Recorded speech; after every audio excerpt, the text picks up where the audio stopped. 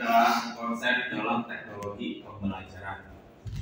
Di sini ada 4 konsep. Yang pertama itu konsep filosofis. Konsep model pendidikan teknologis secara filosofis itu mirip dengan model pendidikan klasikal, yaitu bertumbuh pada asumsi bahwa model pendidikan itu hendaknya merupakan suatu bentuk atau contoh utama dari masyarakat yang lebih luas sebagai hasil karya pendidikan. Itu konsep filosofis. Kalau untuk konsep sosiologisnya,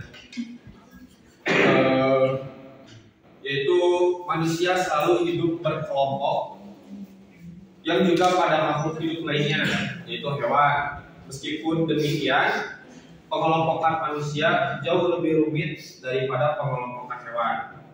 Nah, dalam kegiatan pendidikan atau pembelajaran itu merupakan suatu proses interaksi mudah mengembangkan diri. Kegiatan pendidikan yang sistematis terjadi di lembaga sekolah yang dengan sengaja dibentuk oleh masyarakat.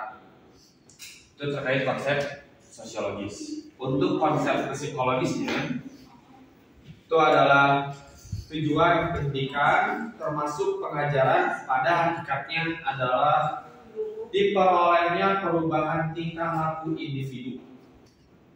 Perubahan tersebut merupakan akibat dari perubahan belajar, bukan sebagai akibat kematangan.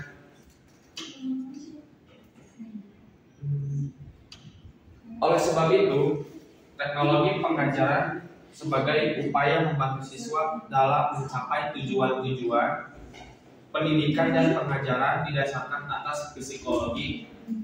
Di antara cabang-cabang psikologi yang paling erat kaitannya dengan teknologi pengajaran adalah psikologi belajar. Yang keempat, itu ada konsep religius.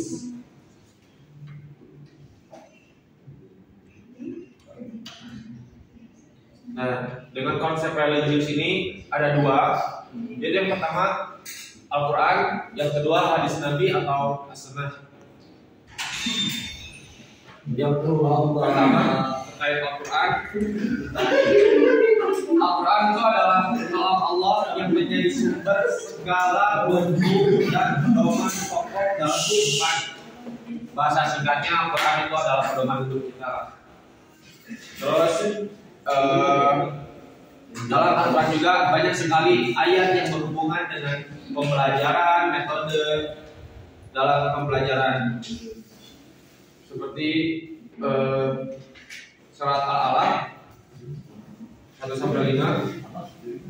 bacalah dengan menyebut nama Tuhanmu yang menciptakan. Dia telah menciptakan manusia dari segumpal darah. Bacalah dan Tuhanmu lah yang mulia, yang mengajarkan manusia dengan perantaran Dia mengajarkan manusia apa yang tidak diketahuinya. Ayat ini mengandung perintah membaca, yaitu membaca teks secara verbal dan non-verbal. Terus memerintahkan juga untuk menulis dengan perantaraan kalam atau pena. Dengan ayat ini juga jelas menunjukkan perintah untuk mengadakan pembelajaran. Jadi dari ayat yang tadi itu sudah jelas bahwa harus mengadakan pembelajaran.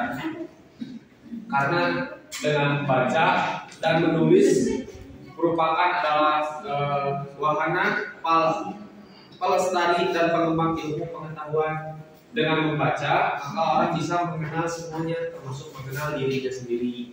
Dia contohnya pada presentasi, sebelum baca makalah kalian sendiri, kita presentasinya yang belum baca makalah. Terus